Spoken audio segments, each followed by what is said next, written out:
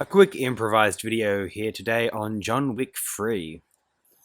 I remember when the first John Wick came out, I'd heard about it, it's buzz on the internet, this kind of sleeper hit of sorts. It had been critically acclaimed. The geek world was just in love with it. You know, it's Keanu Reeves' return to form. It's directed by people who had a hand in choreographing the Matrix trilogy. It's going to be great, and it is great. It's amazing. It's neon. It's comic booky, and so I saw it that one Saturday or Sunday morning, I believe, and I thought it was terrific. I loved John Wick, and I would champion the film. I worked at a Video Easy at one time, and when John Wick came out on DVD, I was saying, "Hey, you people are going to love this film." It had enough hype as it was. You know, by the time John Wick had come out on Blu-ray, we were getting, heaps of them.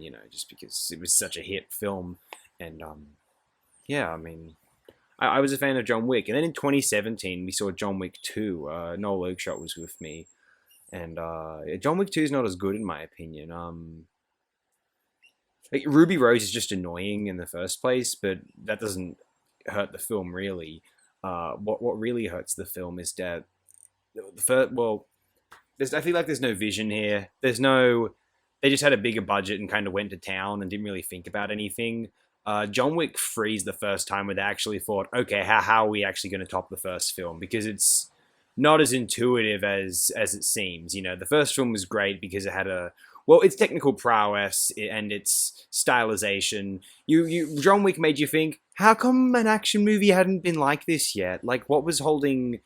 Well, here's the thing. Like, you may know, like, Hong Kong kind of action films, the Jackie Chan martial art inspired martial arts films, decades old tradition, longer than Jackie Chan, obviously, but certainly popularized by Jackie Chan.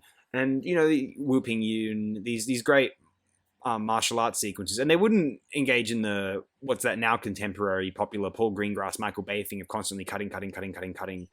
Instead, we had everything was just shown in the frame, and it was you could appreciate it, and it was all about the choreography of the players rather than the choreography of the camera and the edits, if you will.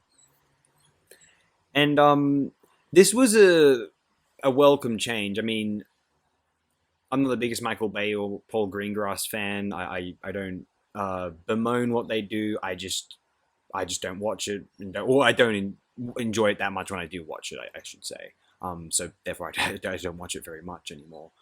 Um, I remember in 2012 when the Avengers came out, the Joss Whedon directed film. I was very impressed at how fluid, comic book panel-y, and articulate the action sequence at the end of that film was, because you could imagine how that would have looked in a Michael Bay, Roland Emmerich, Paul Greengrass, even J.J. Abrams. Because the next year we had three pretty. What came out the next year? Like, oh yeah, two at least. Man of Steel came out the next year, which is just horrendous.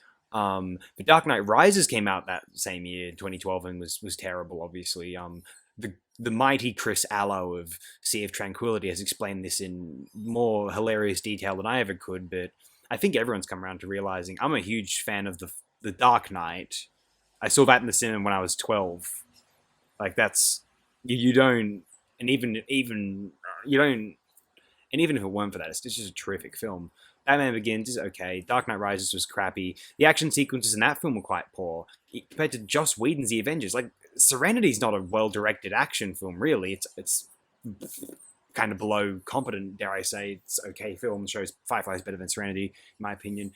Anyway, but yeah, Joss Whedon. It's amazing how, and it also in 2013 was Star Trek Into Darkness, terribly directed action film, a horrible film in general. Star Trek 09 wasn't that bad; it was okay, but then the next one was just terrible.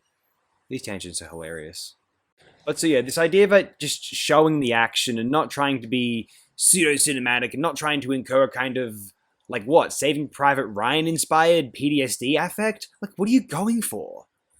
I mean, Greengrass, I understand. He got his start with the United 93, and it made a little bit of sense in the Bourne films. This idea of kind of simulating the kind of sporadic, chaotic, psychologically scattered nature of what a fist fight is really like. I kind of get it, but it just didn't make for impressive filmic crafting of illusions, if you will. So then 2014, John Wick came along and was like, oh wow, we love watching these action films, very fluid. This is the live action Madness Combat. You have to know what Madness Combat is. Go check it out and come back to me. Crinkles is an unsung genius. I am sure the creators of John Wick have seen Madness Combat. Or at least I wouldn't be surprised if they had. So John Wick was his attempt to realize that kind of animated fluidity within the context of a live action film. And yeah, it makes you wonder, where was this? Where was John Wick? How come? I mean, you had the heroic bloodshed era of John Woo, peaking with technically perhaps of Hard Boiled. Well, that's the one we've discussed on this program anyway, so it's freshest in my mind. But yeah, you wonder, like, where were these films? What happened? But hey, here's John Wick, and it's cool as John Wick 2 is disappointing, but John Wick 3 was really, really cool. Arguably, I like it more than the first John Wick. I mean, I feel like the production values expanding actually finally, as opposed to John Wick 2, benefited this IP. I think the simplicity of the first film was part of the appeal, but also, but it wasn't global. It was a contained little revenge story. And the second one, making everyone in the world an assassin, kind of got a bit ludicrous, frankly. And it just kind of, it kind of lost me from this, like, kind of comic book criminal underworld thing to this, I don't even know, like, well, the second one definitely lost its that very symmetrical stylization. It was a bit more just all around, I suppose. And then the third one, I feel like the symmetry has returned, and I also feel like I suspect there was a degree of disappointment with John Wick 2 that they tried to rectify with John Wick 3. John Wick 2 relied on a lot of sequences. Their idea of topping the first film was, oh, even more guys will come at him, and it just wasn't that impressive because it just came across as like one of the stupid Steven Seagal things after a while, where he's just like, they're running at him and he's just aikidoing them because they're just inept, I guess. And whereas John Wick 3 had a lot of him in close quarters with people who could fight, and it was way more satiating and way more impressive as a piece of film action composition. What can I say? I doubt I can say all that much more. John Wick 3, it's cool. If you've seen it, you get it. And I'm not exactly going to share any unique insights about why this film is so effective.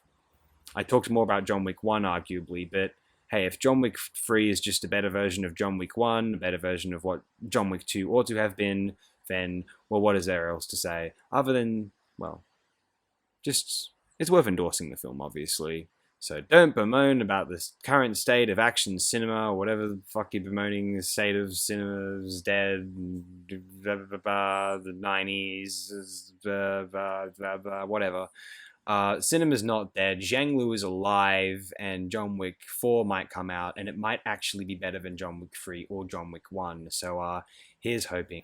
Matrix 4 was disappointing, but perhaps the better Matrix sequel yet, maybe. And John Wick 4, well, that'll be the great one. I mean, as I said, here's hoping. Have a great day, everyone. Sorry for the probably lackluster video. Complain about it in the comments.